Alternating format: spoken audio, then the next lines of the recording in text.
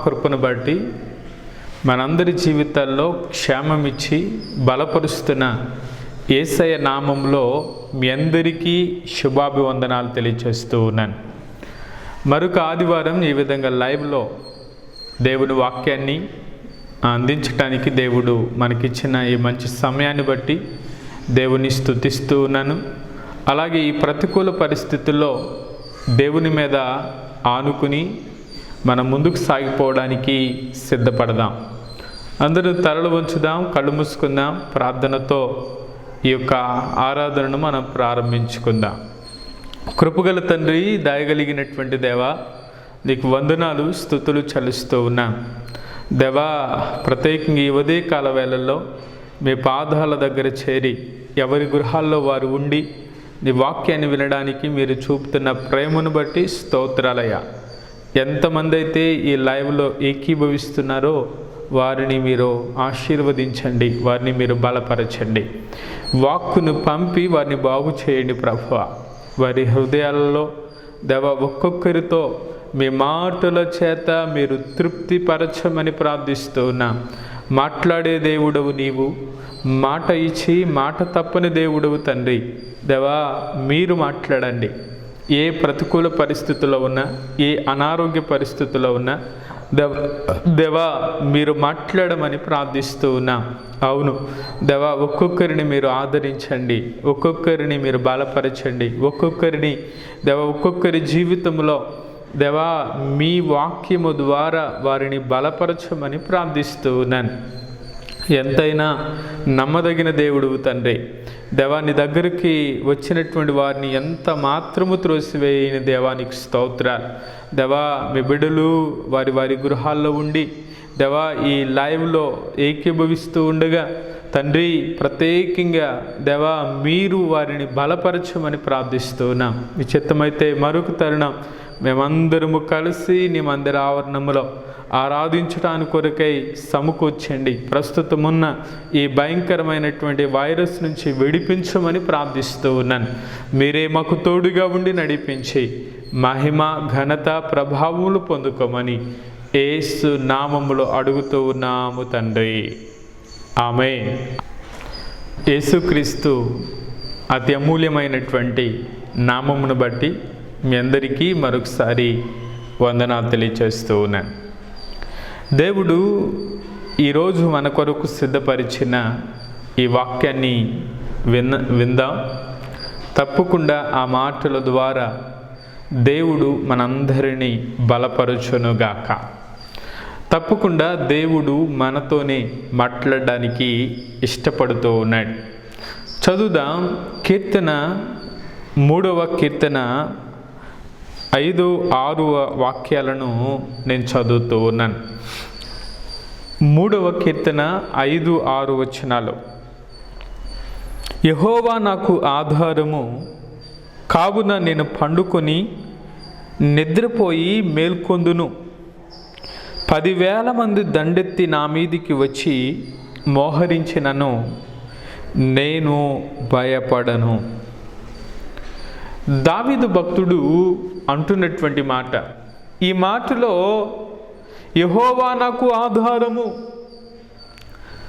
దేవుడు నాకు ఆధారము గనుక నేను భయపడను. ఎన్ని ప్రతికూల పరిస్థితులైనా ఎదురవ్వచ్చు, ఎంత కఠినమైన పరిస్థితుల్లో కూడా మనం ప్రయాణం చేయవచ్చు. శత్రువులు వెంబడించిన, శత్రువులు చంపడానికి వస్తూ ఉన్న, ఇలాంటి ఎన్ని ప్రతికూలమైన పరిస్థితులైనా ఎదురైనా అంటున్నాడు నేను భయపడను. ఎందుకు నేను భయపడను అని దావీదు చెప్తున్నాడు అంటే, యెహోవా నాకు ఆధారము. ఈరోజు నీవు నేను కూడా దేవుడే నాకు ఆధారము, దేవుడే నా ఆశ్రయము, దేవుడే నా కోట, నేను నమ్ముకొను నా దేవుడని నీవు విశ్వసించగలిగితే, నీవు దేవుని మీద ఆనుకోగలిగితే తప్పక ఆయన నీకు ఆధారముగా ఉండునుగాక. అందుకనే ఆయన అంటున్నాడు నాకు ఆధారం ఆయనే. ఈరోజు మన జీవితాల్లో ఆధారముగా చాలామంది జీవితాల్లో ఎవరో ఒకరి మీద ఆధారపడుతూ ఉంటారు. ఆధారపడుతూ వారి జీవితాలను కొనసాగిస్తూ ఉంటారు. అందుకనే కొంతమంది అధికారుల మీద ఆధారపడేటువంటి వారు ఉన్నారు. కొంతమంది తన ఇంట్లో ఉన్నటువంటి వారి మీద ఆధారపడేటువంటి వారు ఉన్నారు.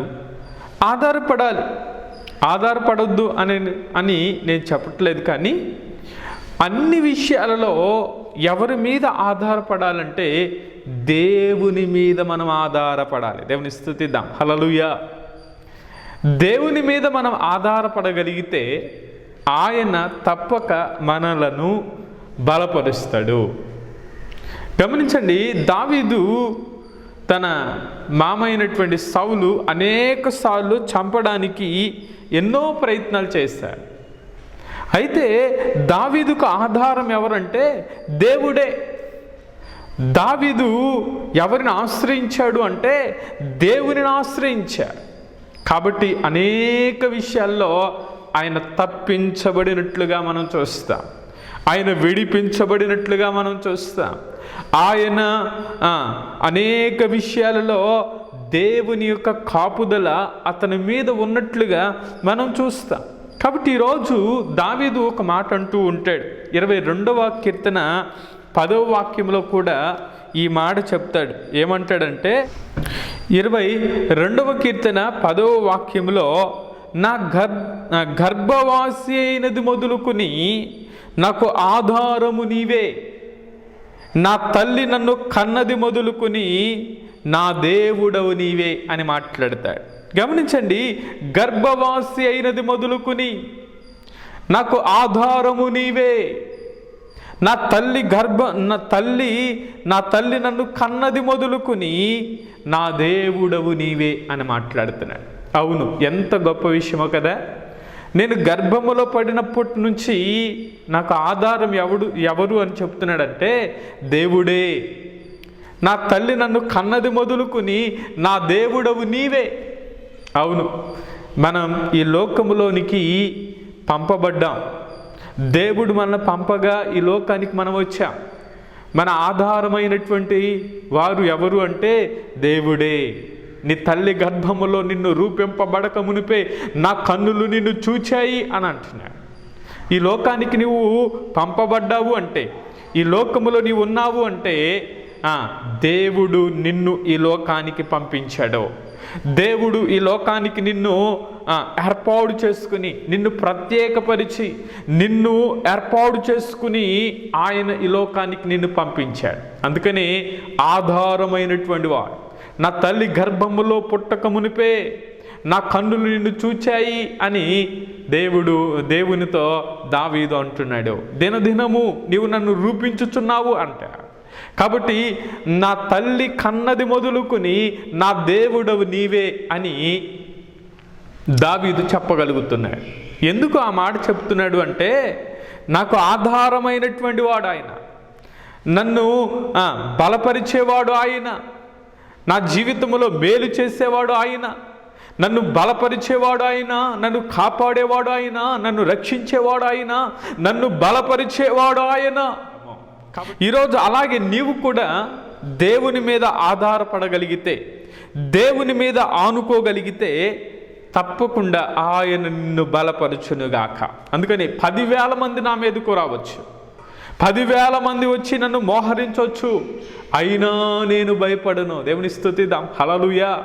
చూడండి, శత్రువు ఎలా వస్తాడో నాకు తెలీదు. ఒకేసారి శత్రువులు 10,000 మంది వస్తే, 10,000 మంది వస్తే భయపడకుండా ఉండగలమా? అయితే దావీదు చెప్తున్నటువంటి మాట, నేను భయపడను. నా దేవుడు నన్ను బలపరుస్తాడు, నా దేవుడు నాకు తోడుగా ఉంటాడు, నా పక్షముగా ఆయన యుద్ధము చేస్తాడు అన్న ధైర్యం, అన్న గొప్ప నిశ్చయత. కాబట్టి ఈరోజు నా జీవితంలో కూడా మనకు ఆధారమైనటువంటి వారు ఎవరు అంటే దేవుడే. కాబట్టి ఆధారమైనటువంటి దేవునిని ఆధారము చేసుకున్నాడు. కాబట్టి ఆధారం చేసుకున్నాడు, కాబట్టి నేను భయపడను. దావీదు ఎన్నో ప్రతికూల పరిస్థితుల్లో గుండా వెళ్తున్నా, అయితే ఏ పరిస్థితుల్లో కూడా భయపడకుండా ముందుకు వెళ్ళగలిగాడు అంటే కారణం ఏంటంటే ఆధారమైనటువంటి వాడు ఉన్నాడు. నాకు ఆధారముగా నా దేవుడు ఉన్నాడు కాబట్టి నేను భయపడను. అలాంటి నిశ్చయతలో నీవు నేను ఉండాలని దేవుడు కోరుకుంటున్నాడు. కాబట్టి దావీదు అంటున్నటువంటి మాట మనం కూడా అన్వయించుకోగలిగితే, నాకు ఆధారమైనటువంటి దేవుడు ఉన్నాడు. అవును, ఈ ప్రతికూల పరిస్థితుల్లో, ఈ ఇరుకుల్లో, ఈ ఇబ్బందుల్లో, ఈ ప్రతి పరిస్థితుల్లో కూడా నీకు నాకు ఆధారం ఎవరో తెలుసా? నా యేసయ్యే. నా యేసయ్య నీకు ఆధారమైనటువంటి వాడు. నీవు ఆయన ఆధారంగా చేసుకుంటే ఎటువంటి పరిస్థితుల్లోనైనా నిన్ను విడిపించటానికి సమర్థుడు, నిన్ను బలపరచటానికి సమర్థుడు, నిన్ను నడిపించటానికి సమర్థుడు, నిన్ను పోషించటానికి సమర్థుడు, క్షేమం ఇవ్వడానికి సమర్థుడు, నిన్ను ఏది చేయడానికైనా ఆయన సమర్థుడు అని మీకు తెలియచేస్తా ఉన్నా. కాబట్టి ఈరోజు మనం దేవుని మీద ఆధారపడితే, నీవు దేవుని మీద ఆధారపడగలిగితే తప్పకుండా దేవుడు మనల్ని బలపరుస్తాడు. సమూయేలు రాసిన మొదటి గ్రంథం 15వ అధ్యాయం 29వ వాక్యంలో ఈ మాట మనకు కనబడుతుంది. మరియు ఇశ్రాయేలీయులకు ఆధారమైన వాడు నరుడు కాడు, ఆయన అబద్ధమారుడు, పశ్చాత్తాప పడడు. గమనించండి, ఇశ్రాయేలీయులకు ఆధారమైనటువంటి వాడు నరుడు కాడు. ఆయన నరుడు కాదు. ఎవరైనా దేవుడు. ఇశ్రాయేలీయులకు ఆధారం ఎవరో తెలుసా? దేవుడే. ఆధారమైనటువంటి వాడు నరుడు కాడు. గమనించండి, ఇశ్రాయేలీయులు దేవుని చేత ఏర్పాటు చేయబడినటువంటి వారు. ఇశ్రాయేలీయులు దేవుని చేత ఎన్నుకోబడినటువంటి వారు. ఇశ్రాయేలీయులు దేవుని చేత ప్రత్యేకించబడినటువంటి వారు. ఆ ప్రత్యేకించబడినటువంటి వారికి ఆశ్రయమైనటువంటి వాడు నరుడు కాడు. ఈరోజు నా జీవితంలో కూడా మనం దేవుని ఆధారంగా చేసుకోగలిగితే, మనము ఆశ్రయించినటువంటి దేవుడు, మనకు ఆధారమైనటువంటి దేవుడు నరుడు కాడు. ఆయన పరిశుద్ధమైన దేవుడు, నిన్ను ఆదరించేటువంటి దేవుడు, నిన్ను బలపరిచే దేవుడు, తన కృప చేత నిన్ను భద్రపరిచే దేవుడు. గమనించండి, ఈ మాటలు సమూయేలు సౌలుతో చెప్తున్నటువంటి మాటలు. ఒకరోజు బలి అర్పించటానికి సమూయేలు అర్పించవలసినటువంటి బలిని సౌలు అర్పించేశారు. యాజకులు అర్పించవలసిన దాన్ని సౌలు అర్పించినట్లుగా మనం చూస్తాం. గమనించండి, ఎప్పుడైతే దేవుని మాట వినకుండా అవివేకపు పని చేశాడో, ఎప్పుడైతే దేవుని మాట వినలేదో, ఆ సౌలు యొక్క రాజ్యాన్ని తీసి మరొకరికి అప్పగించబోతున్నాడు అని సమూయేలు చెప్పడానికి వస్తూ ఉన్నాడు. ఆ చెప్పడానికి వస్తూ ఆయన చెప్తున్నటువంటి మాట, ఇశ్రాయేలీయులకు ఆధారమైన వాడు నరుడు కాడు. ఈరోజు ఇశ్రాయేలీయులు ఎవరు అంటే, నేడు రక్షింపబడి దేవుని బిడలగా దేవుని మాట వింటూ ఆయనకు లోబడి దేవుని చిత్తములో నడుస్తున్నటువంటి వారందరూ ఇశ్రాయేలీయులకు సాదృశ్యంగా కనపడతా ఉన్నారు. కాబట్టి నేడు మనం దేవుని యందు నమ్మిక ఉంచి దేవుని ఆధారంగా చేసుకుని మనం ముందుకు సాగిపోగలిగితే, మనకు ఆధారమైనటువంటి వాడు మనల్ని బలపరుస్తాడు. మనకు ఆధారమైనటువంటి వాడు మనల్ని భద్రపరుస్తాడు. మనకు ఆధారమైనటువంటి వాడు మన జీవితంలో గొప్ప కార్యాలు చేసి నడిపించటానికి ఇష్టపడుతున్నాడు అని మీకు తెలియచేస్తా ఉన్నాను. ప్రియా దేవుని బిడ్డలారా, ఈరోజు ఆధారమైనటువంటి దేవుడు మనకున్నాడు. మనము ఆయన మీద ఆధారపడగలిగితే తప్పక మనల్ని బలపరుస్తాడు. అందుకని ఇశ్రాయేలీయులకు ఆధారమైనటువంటి వాడు ఆయన నరుడు కా. అందుకని ఈ నేటి దినాల్లో ఇశ్రాయేలు దేశం గురించి మనం ఆలోచన చేస్తే అది ఒక ఉన్నతమైనటువంటి దేశముగా ఉంది. ఆ తరతరాలకు అది దీవెనకరంగా ఉంది. ఈరోజు అనేకమైన పరికరాలు కనుగొన్నది ఎవరు అంటే ఇశ్రాయేలీలే. ఒక పంట 100% ఒక ఎన్నో రెట్లు వారు పెంచగలుగుతున్నారు, ఆ ఫలాలు పొందుకోగలుగుతున్నారు. అనేక విషయాల్లో ముందున్నటువంటి దేశాల్లో ఇశ్రాయేలు దేశం కూడా ముందుంది. ఎందుకు తెలుసా? దేవుడు ఆనాడు తన ప్రజలకు వాగ్దానం చేశాడు. తన ప్రజలకు వాగ్దానం చేసి ఆ వాగ్దానాన్ని నెరవేరుస్తూ ఉన్నాడు. తరతరములకు ఆయన నిబంధన వారి మీద ఉంటూనే ఉంది. నేటి ఇశ్రాయేలీలుగా రక్షింపబడి మారు మనసు పొంది బాప్తిసం తీసుకున్న మన జీవితాల్లో కూడా ఆ ఆశీర్వాదాన్ని దేవుడు విడుదల చేస్తున్నాడు. నువ్వు నమ్ము, నీకు ఆధారమైనటువంటి వాడు నరుడు కాదు. ఎందుకు తెలుసా?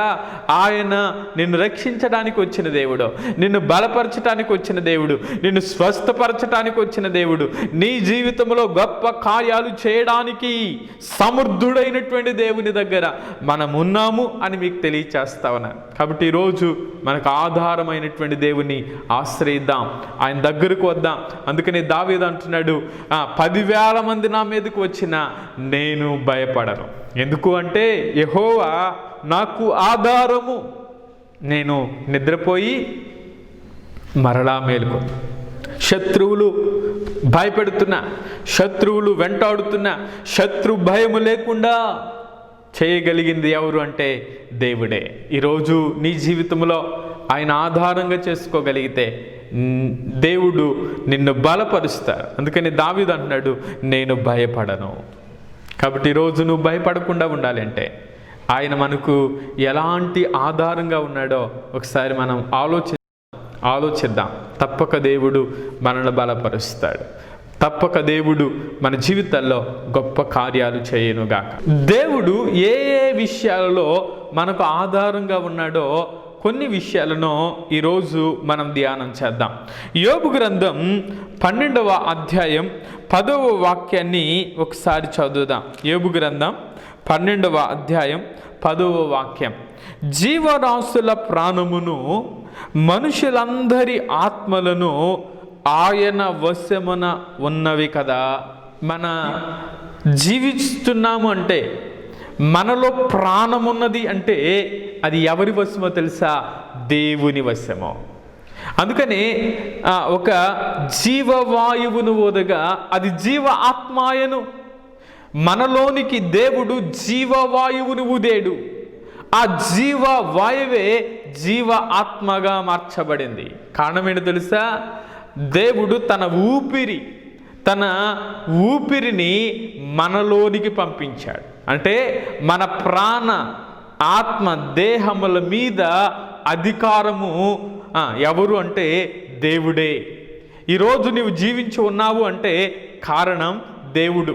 ఈరోజు నీవు కొన్ని కలిగి ఉన్నావు అంటే కారణం దేవుడు. ఈరోజు సజీవముగా మనం దేవుని స్తుతించగలుగుతున్నామంటే దేవుడే దానికి ఆధారము అని మీకు తెలియచేస్తా ఉన్నాను. దేవుడే ఆధారము అని మీకు తెలియచేస్తా ఉన్నాను. ఒకవేళ ఈరోజు దేవుడు మనల్ని గుర్తించుకోకపోతే, దేవుడు నిన్ను మర్చిపోతే ఏమైపోతామో, ఒక్క క్షణమైనా దేవుడు మనల్ని విడిచిపెడితే మనం ఏమైపోతామో తెలీదు. అయితే దేవుడు నిన్ను విడిచిపెట్టలేదు. దేవుడు నిన్ను జ్ఞాపకం చేసుకున్నాడు. దేవుడు నిన్ను బలపరుస్తూ ఉన్నాడు. కాబట్టి ఈరోజు మనకు ఆధారమైనటువంటి వాడు ఆయనే. మన ప్రాణాధారము ఆయనే. గమనించండి, మనకు తెలుసు, ఒక ధనవంతుడు అనుకుంటున్నాడు, నా ప్రాణమా తినుము తాగుము సుఖించుము, నీ అంతటి వాడు ఈ లోకంలో ఎవరు లేడు అని అనుకున్నాడు. చక్కగా కొట్లలో ధాన్యం ఉంది, అన్ని సమృద్ధిగా పెట్టుకున్నాడు. అయితే దేవుడు ఆ రాత్రి, వెర్రివాడా, ఈరోజు నీ ప్రాణాన్ని అడిగితే ఇవన్నీ ఏం చేస్తావు?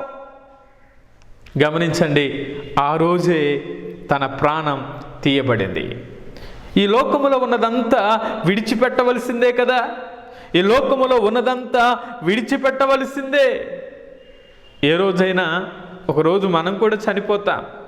అయితే ఈ ప్రాణాన్ని ఇచ్చిన దేవుని, మనకు ఆ ప్రాణానికి ఆధారమైనటువంటి దేవుని నీవు ఒకసారి గ్రహించగలుగుతున్నావా? దావీదైతే అంటాడు, నా ప్రాణమా యెహోవాను స్తుతించుము, ఆయన చేసిన ఉపకారములలో దేనిని మరువకుము. అంటే దేవుడు ఏదైతే చేశాడో, ఏ ఉపకారాలు అయితే చేశాడో ఆ ఉపకారాలలో దేనిని మర్చిపోవద్దు అని దావీదు చెప్పగలుగుతున్నాడు. ఒక వ్యక్తి ఏమో తినుము తాగుము సుఖించుము అని అనుకుంటున్నాడు. అయితే ఈరోజు మన జీవితాలు ఎలా ఉన్నాయి? మన ప్రాణానికి ఆధారం ఏమో తెలుసా? దేవుడే. చూడండి, ఎహెజ్కేలు గ్రంథంలో 14వ అధ్యాయం 13వ వాక్యములో ఈ మాట మనకు కనబడుతుంది. చదువుదామా? ఎహెజ్కేలు గ్రంథం 14వ అధ్యాయం 13వ వాక్యం. నరపుత్రుడా, ఏ దేశమైతే విశ్వాసఘాతకమై నా దృష్టికి పాపము చేసినదో దానికి నేను విరోధినై ప్రాణాధారముకు ఆహారము లేకుండా చేసి కరువు పంపించి మనుషులను పశువులను నిర్మూలము చేసేదని. ప్రాణాధారముకు ఆహారము లేకుండా చేసి. ప్రాణానికి ఆధారం ఏంటి అంటే ఆహారమే. వారికి కరువులు పంపిస్తాను, వారి మీదకి తెగుళ్ళు పంపిస్తాను. ఎందుకు అంటున్నాడంటే, నరపుత్రుడా, ఏ దేశమైతే విశ్వాసఘాతకమై నా దృష్టికి పాపము చేసినదో దానికి నేను విరోధినై. ఎవరైతే పాపం చేసి దేవుని దృష్టికి విరోధముగా జీవిస్తూ ఉన్నారో, విశ్వాసఘాతకులుగా ఉన్నారో, వారి మీదికి అన్నాడు ప్రాణాధారముకు ఆహారము లేకుండా చేస్తాను. ప్రాణానికి ఆధారం ఏంటంటే ఆహారమే. దేవుడు విరోధిగా ఉన్నప్పుడు ఆ ప్రాణాధారముకు ఆహారము లేకుండా నేను చేస్తాను.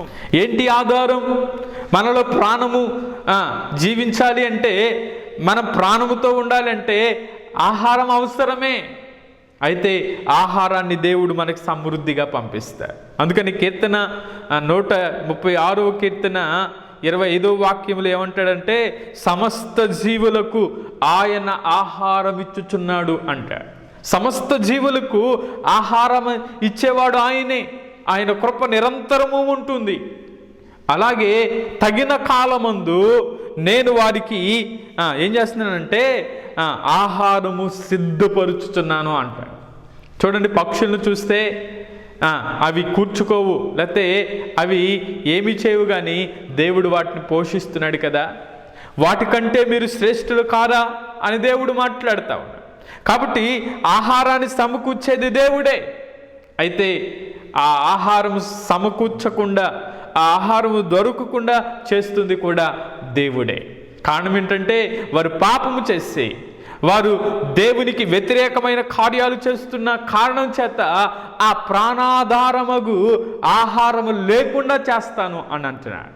కాబట్టి ఈరోజైనా దేవుని మాట వింటే, దేవునికి లోబడితే మనకు ఆధారం ఆయనే, మనకు ఆశ్రయం ఆయనే, మన కోట, మన కొండ, మన దండ, అండ అన్నీ కూడా దేవుడే అని మీకు తెలియచేస్తా. కాబట్టి ఈరోజు అయ్యా మాకు ఆధారముగా, మాకు ఆశ్రయముగా దేవా నీ ఉండి మమ్మల్ని నడిపిస్తున్నందుకై వందనాలు ప్రభువా అని దేవుని ఘనపరచవలసినటువంటి వారమై ఉన్నాము. కాబట్టి మన ప్రాణాధారము ఆయనే, మన ప్రాణానికి ఆధారము ఆయనే. అందుకనే నా రక్తము, నా శరీరమును, నా రక్తము త్రాగువాడు నిత్య జీవము గలవాడు అంటాడు. గమనించండి, యోహాను సువార్త 6వ అధ్యాయం 54వ వాక్యములో ఈ మాట మనకు కనబడుతుంది.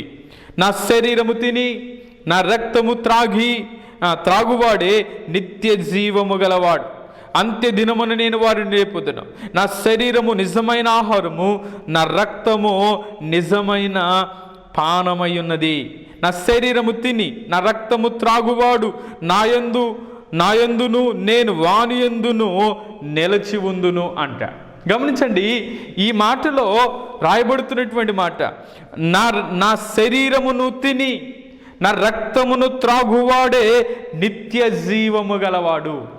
ఈ లోకములో ఆహారం మనల్ని పరలోకానికి తీసుకువెళ్ళదు, కానీ యేసయ్య రక్తం, యేసయ్య యొక్క శరీరం నిత్య జీవానికి నడిపిస్తుంది. నువ్వు రక్షింపబడి మారు మనసు పొంది బాప్తిసం తీసుకుని ఆయన బలలో చేయవేయటం వలన నా రక్తము తిని నా శరీరము తిని నా రక్తము త్రాగువాడే అని మాట్లాడుతూ ఉన్నాడు. కాబట్టి ఈరోజు ఆయన శరీరములో, ఆయన యొక్క రక్తములో, ఆయన యొక్క ఆ ఆహారాన్ని తీసుకున్నవాడే నిత్య జీవములో ఉంటాడు అని దేవుని వాక్యం మనకు తెలియచేస్తామని. కాబట్టి ఈరోజు మన ప్రాణాధారము ఆహారం అయితే, ఈ లోకానుసారంగా ఆహారము మనిషికి ప్రాణాన్ని బ్రతికించవచ్చు, కానీ నిత్య జీవములో మాత్రం వారు ఉండరు.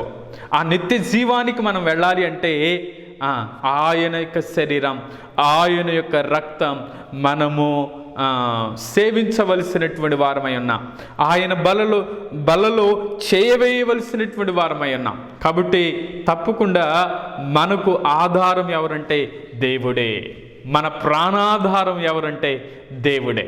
కాబట్టి దేవుడు మన జీవితాల్లో ఆధారముగా ఉండి బలపరచటానికి ఇష్టపడుతూ ఉన్నాడు. అలాగే ఆయన మనకి ఎలా ఆధారంగా ఉన్నాడు అంటే, మనకు ఆయన ఎలాంటి ఆధారంగా ఉన్నాడంటే క్షేమాధారమైనటువంటి దేవుడు. మనకు ఎలా ఉన్నాడంటే క్షేమాధారముగా ఉన్నాడు. అందుకని కీర్తన 16వ కీర్తన 2వ వాక్యంలో ఈ మాట మనకు కనబడుతుంది. నీవే ప్రభుడవు, నీకంటే నాకు క్షేమాధారమేదీ లేదని యెహోవాతో నేను మనవి చేయుదును. దావీదే ఈ కీర్తన రాస్తూ ఉన్నాడు. దావీదు అంటున్నాడు, నీవే నా ప్రభుడవు, నీకంటే క్షేమాధారమేదీ లేదని యెహోవాతో మనవి చేయుదును. క్షేమాధారం ఏదీ లేదని నేనేం చేస్తున్నానంటే మనవి చేస్తున్నాను. క్షేమాధారం, మన క్షేమక్షేత్రం ఎవరు అంటే యేసయ్యే. నువ్వు ఆధారంగా చేసుకుంటే, నీవు దేవుని మీద ఆధారపడితే, అందుకనే దావీదు అన్నాడు కదా, యెహోవా నాకు ఆధారము, తల్లి గర్భములో పుట్టిన మొదలుకొని నాకు ఆధారము నీవే అని మాట్లాడినటువంటి దావీదు మరలా అంటున్నాడు, నా క్షేమాధారము నీవే అంటున్నాడు. మన క్షేమాధారము నీవే. ఆయన మన దేవుడు మనల్ని ఎలా క్షేమముగా ఉంచుతున్నాడు అంటే, తోటమాలి నిత్యము తన తోటను ఎలా నీరు కడుతూ ఉంటాడో అలా దేవుడు మనల్ని కడుతూ ఉన్నాడు. అలాగే కోడి తన పిల్లలను ఏ విధంగా భద్రపరుస్తుందో అలా దేవుడు మనల్ని భద్రపరుస్తూ ఉన్నాడు. అలాగే ఒక తల్లి వాడిని ఆదరించినట్లుగా నేను మిమ్మల్ని ఆదరిస్తాను. ఒక తండ్రి తన పిల్లల మీద ఎలా జాలి చూపిస్తున్నాడో నేను కూడా అలా జాలి చూపిస్తాను. గమనించండి, మన ఆత్మీయ జీవితాల్లో దేవుని క్షేమము లేకపోతే, దేవుని యొక్క భద్రత లేకపోతే, దేవుని యొక్క కాపుదల లేకపోతే ఈరోజు మనం ఉండేవారం కాదు. దేవుని యొక్క కాపుదల, దేవుని యొక్క రెక్కల నీడలో మనల్ని బలపరిచి నడిపిస్తున్నాడు. కాబట్టి ఆ క్షేమముగా మన జీవితాలు ముందుకు సాగిపోతూ ఉన్నాయి. కాబట్టి క్షేమాధారము నీవే. మన ఆధారము, మన క్షేమము ఎవరు అంటే దేవుడే. కాబట్టి ఈరోజు క్షేమాధారమైనటువంటి దేవుని మనం ఆశ్రయించాం. ఆ క్షేమాధారమైనటువంటి దేవుని దగ్గర మనం వచ్చాం. కాబట్టి ఆయన మన జీవితాల్లో క్షేమమునిచ్చి, ఆ క్షేమమునకు ఆధారము ఎవరు అంటే దేవుడే అని మీకు తెలియచేస్తావా. ఒక తల్లిలా, ఒక తండ్రిలా, ఒక ఆయన మనల్ని బలపరుస్తూ తన రెక్కల నీడలో భద్రపరిచి ఇంకో మాట చెప్పాలంటే ప్రస్తుతం ఉన్న ఈ భయంకరమైనటువంటి పరిస్థితుల్లో మనలను, మన కుటుంబాలను ఆయన వాగ్దానం చేసి అపాయమేమీ రాకుండా, ఏ తెగులుని గుడారమును సమీపించకుండా ఆయన కాపుదల మన మీద ఆయన ఉంచాడో, ఆయన భద్రత మన మీద ఉంచాడు. కాబట్టి ఈ వైరస్లు, ఈ కరోనా వైరస్ అనేక మందిని ఏం చేస్తూ ఉందంటే అతలాకుతలం చేస్తూ ఉంది. అయితే దేవుడు మనకిచ్చిన క్షేమాన్ని బట్టి, మనకిచ్చిన ఆ క్షేమాన్ని బట్టి, ఆ క్షేమానికి ఆధారము నీవే అని మనం దేవుని మహిమపరచవలసినటువంటి వారమై ఉన్నాం. అలాగే కీర్తన 4వ కీర్తన 1వ వాక్యములు అంటాడు. 4వ అధ్యాయం 1వ వాక్యంలో, నా నీతికి ఆధారమగు దేవా, నేను మొరపెట్టినప్పుడు నాకు ఉత్తరమిమ్ము. ఇరుకులో నాకు విశాలతను కలగచేసిన వాడవు నీవే, నన్ను కరుణించి నా ప్రార్థన అంగీకరించము. ఈ మాటలో నా నీతికి ఆధారమగు దేవా అంటే ఆయన నా నీతికి ఆధారము నీవే. నేను నీతిగా జీవించుతున్నాను అంటే దానికి ఆధారం ఎవరంటే నీవే. ఈ లోకంలో నీతిగా జీవించే ప్రతి ఒక్కరికి కూడా ఆధారము క్రీస్తే. ఎందుకు అంటే ఆయన నీతిమంతుడు, ఆయన పరిశుద్ధుడు, ఆయన పవిత్రుడు, ఆయన ఏ కళంకము లేనటువంటి వాడు. అందుకనే నాలో పాపం ఉందని ఎవడైనా రూపించగలడా అని అడిగా. అందుకనే ఆయన నీతి కలిగినటువంటి వాడు. కాబట్టి ఆయనను ఆశ్రయించిన బిడ్డలు, ఆయన మీద ఆధారపడినటువంటి బిడ్డలు, ఆయన మీద ఆనుకున్నటువంటి బిడ్డలు నీతిమంతులుగా మార్చగలిగినటువంటి దేవుడు, నీతిమంతులుగా చేశా. అందుకనే దావీదు అంటాడు, నా నీతికి ఆధారమగు దేవా. నేను మొరపెట్టినప్పుడు, నేను కష్టాల్లో ఉన్నప్పుడు, నేను ఇరుకుల్లో ఉన్నప్పుడు, నేను ఇబ్బందుల్లో ఉన్నప్పుడు, నేను ప్రతికూల పరిస్థితుల్లో ఉన్నప్పుడు నిన్ను ఆశ్రయించాను, నీ మీద ఆధారపడ్డాను, నేను మొరపెట్టాను, నీవు నన్ను విడిపించావు, నేను నీ సన్నిధిలో ప్రార్థించాను, నీవు నాకు ఉత్తరం ఇచ్చావు అని దావీదు చెప్పగలుగుతున్నాడు. అందుకనే ఈ మాటలో నీతికి ఆధారమైనటువంటి దేవుడు, నీ నీతి అలాగే నా నీతి, నాలో నీతి ఉన్నది అంటే కారణం దేవుడే, నీలో నీతి ఉన్నది అంటే కారణం దేవుడే. కాబట్టి మన నీతికి ఆధారమైనటువంటి వాడు ఆయనే. ఒకరోజు జక్కయ్య యేసయ్యను చూడాలి అని అనుకున్నాడు. జక్కయ్య అన్యాయస్తుడే, అక్రమంగా సంపాదించిన వాడే, అందరి దృష్టిలో పాపే. అయితే యేసయ్యను చూడాలి అనుకున్నాడు. పొట్టివాడుగా ఉన్నాడు కదా, అందుకని ఆ ఎరుకో మార్గంలో వస్తున్నప్పుడు జనులు చాలా గుంపులుగా ఉన్నారు. అయితే చూడలేకపోయాడు. అయితే ఇదే మార్గంలో వస్తాడు అని విని ఒక మేడి చెట్టు ఎక్కి కూర్చున్నాడు. యేసయ్య వచ్చాడు, జక్కయ్య త్వరగా దిగు, నేడు నేను నీ ఇంటిలో ఉంటాను అన్నాడు. గమనించండి, అంతవరకు ఆ జక్కయ్య ఎవరో కూడా తెలియదు, ఎక్కడుంటాడో కూడా తెలియదు. యేసయ్యకు ఆ జక్కయ్య పేరు కూడా ఎవరు చెప్పలేదు. అయితే యేసయ్యే అంతరంగమును ఎరిగిన దేవుడు, అన్ని పరిస్థితులు ఎరిగిన దేవుడు, అన్ని విషయాలను ఎరిగినటువంటి దేవుడు, అందరిని చూచుతున్న దేవుడు. జక్కయ్యని చూచాడు, త్వరగా దిగు అన్నాడు. ఆ ఇంట్లోనికి వెళ్ళిన తర్వాత తన ప్రసన్నత ఇంట్లోనికి వచ్చేస్తూ ఉంది. యేసయ్య ఇంట్లో ఉన్నాడు. ఎప్పుడైతే ఆ ఇంట్లోనికి వచ్చాడో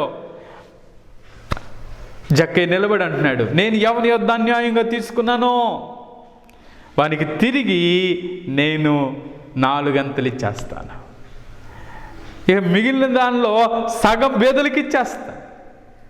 గమనించండి, యేసయ్య ఆ ఇంట్లోనికి రాగానే, ఆ నీతిమంతుడి ఇంట్లోనికి రాగానే తన నీతి జక్కయ్యలోనికి వెళ్ళాడు. అందుకనే యేసయ్య అంటాడు, ఇతడు కూడా అబ్రహాము కుమారుడే, నేడు ఈ ఇంటికి రక్షణ వచ్చింది. గమనించండి, ఆ ఇంటిలో నీతిమంతుడు ప్రవేశించగానే ఆ వ్యక్తి కూడా నీతిమంతుడుగా మార్చబడ్డాడు. అందుకనే జక్కయ్య, ఇతడు కూడా అబ్రహాము కుమారుడే. గమనించారా? ఆ నీతి ఎక్కడ వచ్చిందంటే యేసయ్య వెళ్ళగానే ఏదైతే అన్యాయంగా తీసుకున్నానో అది ఇచ్చేస్తాను అన్న దానిలో వచ్చింది. కాబట్టి ఈరోజు నా నీతికి ఆధారమైన దేవుడు నీవే. అవును, జక్కయ్య నీతికి ఆధారం ఎవరంటే యేసయ్యే. అలాగే నీ నా జీవితంలో కూడా నీతిగా జీవించగలుగుతున్నాము అంటే, నీతిగా ప్రవర్తిస్తున్నాము అంటే, ఆ నీతికి మనం చేసిన ఆ గొప్ప కాదు, కానీ మనలో ఉన్న నీతికి ఆధారమైనటువంటి వాడు ఎవరు అంటే దేవుడే. అందుకనే మనం ఇరుకుల్లో ఉన్న, ఇబ్బందుల్లో ఉన్న, ప్రతికూల పరిస్థితుల్లో ఉన్న ఆయన సన్నిధిలో మొరపెట్టినప్పుడు నీతిమంతుని ప్రార్థన ఆయన ఆలకించును, నీతిమంతుని విజ్ఞాపన ఆయన ఆనందదాయకము అని రాయబడింది. కాబట్టి ఈరోజు నీతిమంతులముగా మార్చబడితే, నీతిమంతులముగా మనం దేవుని సన్నిధిలో కనిపెట్టగలిగితే, మన ప్రార్థన ఆలకించి మన పరిస్థితులు మార్చి మన జీవితంలో దీవెనకరంగా మార్చగలిగినటువంటి దేవుని దగ్గర మనం ఉన్నాం. కాబట్టి తప్పకుండా దేవుడు నీ నీతికి తగినట్లుగా నీ నివాస స్థలమును, నీ నీతికి తగినట్లుగా నీ జీవితాన్ని ఆశీర్వదించే దేవుడు. నీతిని కొనసాగిస్తున్నావా? యేసయ్య దగ్గరకు వచ్చి ఇంకా పనికి మాలినటువంటి జీవితాన్ని విడిచిపెట్టు. నీలో ఉన్న నీతి, ఏదైనా కొంచెమైన భక్తి ఉంది అంటే దానికి కారణం, దానికి ఆధారం క్రీస్తే. కాబట్టి నీతిగా జీవించటానికి ప్రయత్నించు. ఆ నీతికి తగినట్లుగా నీ నివాస స్థలమును నేను వర్ధిల్ల చేస్తాను, అభివృద్ధి చేస్తాను, విస్తరింప చేస్తాను, దీవెనకరంగా మారుస్తాను.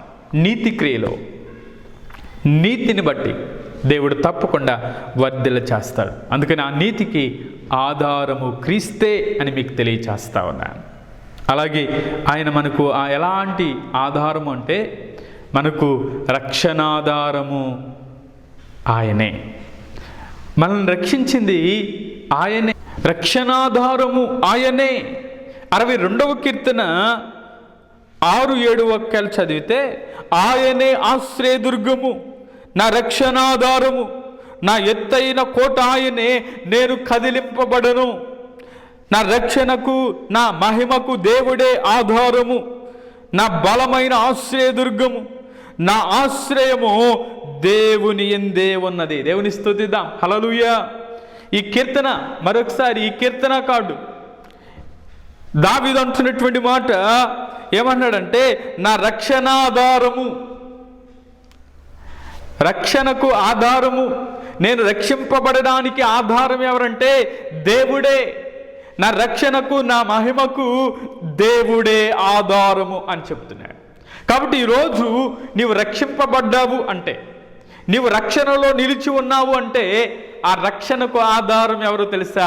దేవుడే. ఒకరోజు దేవుని వాక్యాన్ని దగ్గరికి పంపించాడు. ఓ రోజు దేవుడు తన వాక్కును పంపి నిన్ను స్వస్థపరిచాడు, వాక్కును పంపి నిన్ను బలపరిచాడు, వాక్కును పంపి నిన్ను బాగు చేశాడు, వాక్కును పంపి ఎద్దుకు నడిపించాడు. రక్షణ కార్యం ఏ విధంగా జరిగినా ఎవరో ఒకరు దేవుని స్వార్థ నీకు ప్రకటించారు, ఎవరో ఒకరి ద్వారా దేవుడు నీ దగ్గరకు వాక్యాన్ని పంపాడు, ఎవరో ఒకరు నీ దగ్గరకు పంపబడి దేవుని మాటలు చెప్పగా ఆ మాటలు అంగీకరించినప్పుడు నీవు రక్షింపబడ్డావు అని మీకు తెలియచేస్తావు. ఎవరైతే యేసుక్రీస్తు నా రక్షకుడు అని ఒప్పుకుంటారో వారే రక్షింపబడుతున్నాడు. అలాగే ఎవరైతే పాపములన్నిటినీ యేసయ్య రక్తము చేత కడిగి నన్ను పవిత్రపరుస్తున్నాడు అని విశ్వసిస్తున్నారో వారు రక్షింపబడుతున్నారు. కాబట్టి ఈరోజు నమ్మి బాప్టిజం తీసుకున్నటువంటి వాడు రక్షింపబడుతున్నాడు అని మీకు తెలియచేస్తున్నా. దావీదు రక్షణకు రక్షణాధారం ఎవరంటే యేసయ్యే. అలాగే నా జీవితంలో కూడా రక్షణకు ఆధారమైనటువంటి వాడు దేవుడే. కాబట్టి ఈరోజు ఇంకా రక్షింపబడకుండా ఉన్నావా? ఇంకా దేవునికి దూరంగా ఉన్నావా? ఇంకా ఈ లోకానుసారంగా జీవిస్తూ ఉన్నట్లయితే దేవుడు నీతో మాట్లాడుతున్నాడు, తన వాక్యాన్ని వెల్లడి చేస్తున్నాడు. ఈ రోజైనా దేవునికి నీ జీవితాన్ని సమర్పించగలిగితే, అయ్యా నేను పాపిని అని ఒప్పుకోగలిగితే, ఆయన నీ పాపాలన్నింటినీ క్షమించి రక్షణ ఇచ్చి తన రాజ్యమునకు నిన్ను సిద్ధపరుచునుగాక. అందుకనే యేసయ్య ఈ లోకానికి పంపబడింది ఎందుకో తెలుసా? నశించిపోతున్న నన్ను వెతకి రక్షించటానికి. ఆయన రక్షించటానికి వచ్చాడు. అంత మాత్రమే కాదు, ఆయన రక్షించడానికి ఈ లోకానికి పంపబడి తన చివరి రక్తపు బిందు వరకు మన కొరకు కార్చాడు. ఆ సిలువలో ఆయన చేసిన ఆ త్యాగం, ఆ సిలువలో ఆయన కార్చిన రక్తం, అది ఎవరి కోసమో తెలుసా? నీ కోసమే. నీ పాపాలన్నీ పరిహరించడానికి ఆయన సిలువను మోసాడు. నీ పాప భారానంతటిని మోసాడు. ఆ సిలువలో కార్చిన ఆ రక్తం నిన్ను నన్ను రక్షిస్తుంది అని మీకు తెలియచేస్తా ఉన్నా. కాబట్టి ఈరోజైనా ఇదే అనుకూల సమయం, నేడే రక్షణ దినం. సమయం ఉండగానే మన జీవితాలు సద్వినియోగం చేసుకోవాలి. ఈ లోకం విడిచిన తర్వాత మనం ఏమీ చేయలేం. ఒక వ్యక్తి గురించి చనిపోయిన తర్వాత జ్ఞాపకార్థ కూడికలు పెట్టవచ్చు, కానీ జ్ఞాపకం చేసుకో ప్రభు అని మనం ప్రార్థన చేయొచ్చు, కానీ ఏమాత్రం తర్వాత కూడికల వల్ల ఏమాత్రం ప్రయోజనం ఉండదు. ఈ లోకములో ఉండగానే నీ జీవితాన్ని మార్చుకో. ఈ లోకములో ఉండగానే నీ జీవితాన్ని మార్చుకొని రక్షింపబడి మారు మనసు పొంది బాప్తిసం తీసుకుని దేవునికి ఇష్టకరంగా జీవించగలిగితే ఆయనతో ఉండే ఆ కృపను పొందుకుంటా. అటువంటి కృప దేవుడు తప్పకుండా నీకు దయచేస్తాడు. ఇంకొక మాట చెప్పి నేను ముగిస్తాను. మనకి ఎలా ఆధారంగా ఉంటాడు అంటే, నిరీక్షణాధారము నీవే. మన నిరీక్షణకు ఆధారము నీవే. అవును, నిరీక్షణ అంటే ఎదురు చూడట. ఆ నిరీక్షణకు ఆధారము నీవే. గమనించండి, మన జీవితంలో విశ్వాసము ద్వారా, మన నమ్మటము ద్వారా నిరీక్షిస్తూ ఉంటాం. దేవుడు ఒక కార్యం చేయాలని, ఒక గొప్ప కార్యం మన జీవితంలో జరగాలని మనం నిరీక్షిస్తూ ఉంటాం, ఎదురు చూస్తూ ఉంటాం. అందుకనే యెహోవా కొరకు ఎదురు చూచువారు నూతన బలాన్ని పొందుతారు అంటే. అలాగే నిరీక్షించుతున్నప్పుడు దేవుని కార్యాలను మనం చూస్తాం, ఎదురు చూస్తున్నప్పుడు గొప్ప కార్యాలు మనం చూస్తాం. అందుకని అబ్రహాము జీవితంలో అయితే నిరీక్షణకు ఆధారము లేనప్పుడు నమ్మెను, అది అతనికి నీతిగా ఎంచబడి. ఎంత గొప్ప మాట కదా! నిరీక్షణకు ఆధారము లేదు. ఏంటి నిరీక్షణకు ఆధారం లేదు? 99 సంవత్సరాల వయసు అబ్రహాము జీవితంలో, సారా జీవితంలో వృద్ధాప్యంలో ఉన్నారు. మృతతుల్యమైపోయింది శరీరం. అలాంటి సమయంలో కూడా నిరీక్షణకు ఆధారము లేనప్పుడు అబ్రహాము దేవుని నమ్మాడు. దేవుని నమ్మటం ద్వారా ఆ వృద్ధాప్యంలో కూడా దేవుడు వారికి ఒక కుమారుని ఇచ్చినట్లుగా మనం చూస్తాం. అందుకనే మనకు జీవితంలో మన భక్తి చాలా ప్రాముఖ్యమైనది. మనం చేస్తున్న భక్తి సరైనదేనా?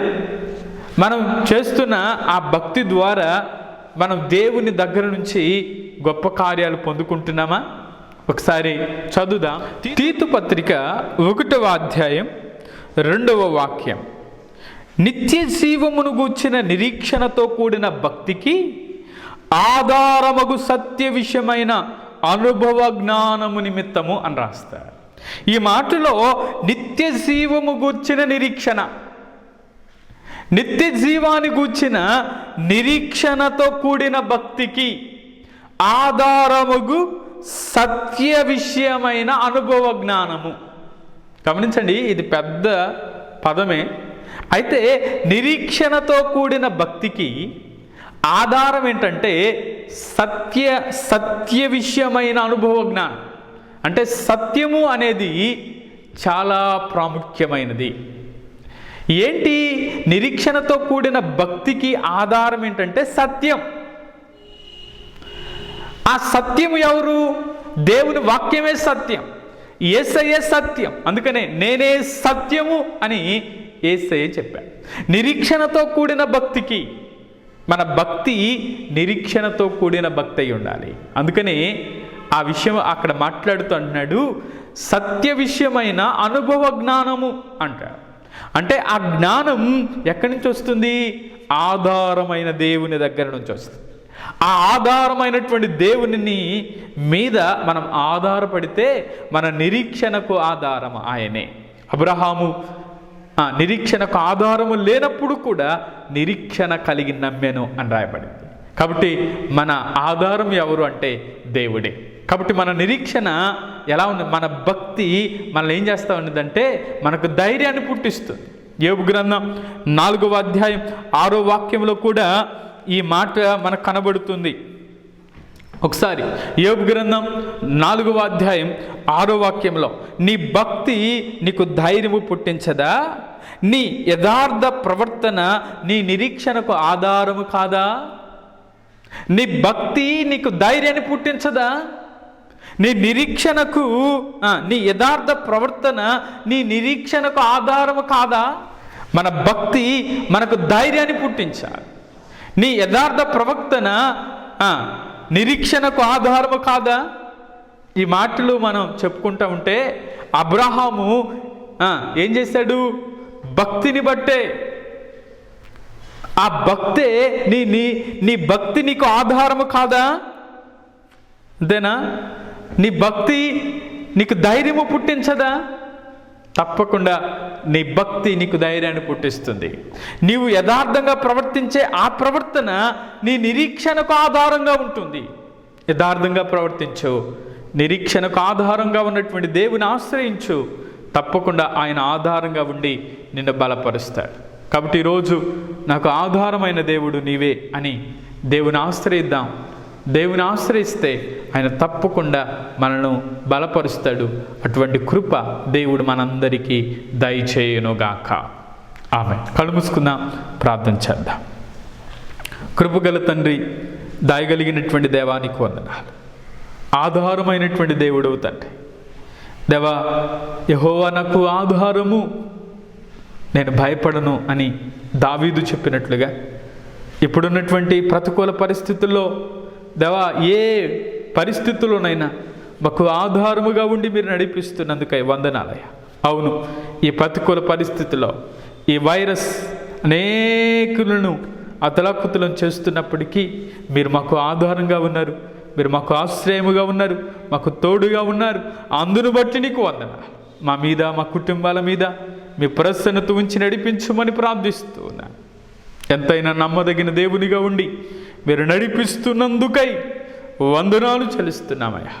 ప్రత్యేకముగా దేవా, ఈ వాక్యం విన్న మీ బిడ్డలందరి జీవితాల్లో గొప్ప కార్యాలు చేయమని ప్రార్థిస్తూ ఉన్నా. దేవా, వాక్యాన్ని వారి జీవితాలకు పంపి వారిని బలపరచమని ప్రార్థిస్తూ గొప్ప దేవునిగా మీరుండి నడిపించండి అయ్యా. అవును, మా ప్రాణాధారము నీవే. అవును, మా ప్రాణాన్ని దేవా ఆధారముగా మమ్మల్ని పోషిస్తున్నటువంటి వాడువు నీవే, మమ్మల్ని సంరక్షిస్తున్నటువంటి వాడువు నీవే. దేవా, మాకు ఆధారముగా మీరుండి నడిపించుచున్నందుకై వందనాలు చెల్లిస్తున్నాం ప్రభువ.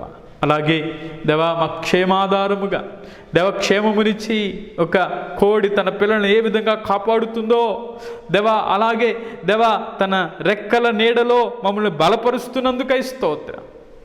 ఓ తల్లి ఆదరించినట్లుగా, తండ్రి జాలిపడినట్లుగా దేవా మీ భద్రత చేత మమ్మల్ని నింపుతున్నందుకై వందనాలు చెల్లిస్తున్నా. మీరు క్షేమం ఇచ్చి బలపరుస్తున్నందుకై వందనాలు. మీ క్షేమము చేత మమ్మల్ని నింపుతున్నందుకై వందనాలు. అలాగే మా నీతికి ఆధారము నీవే. అవును ప్రభువా, మేము నీతిగా జీవిస్తున్నాము అంటే, మాలో నీతి ఉన్నది అంటే దేవా దానికి ఆధారము నీవే ప్రభువా.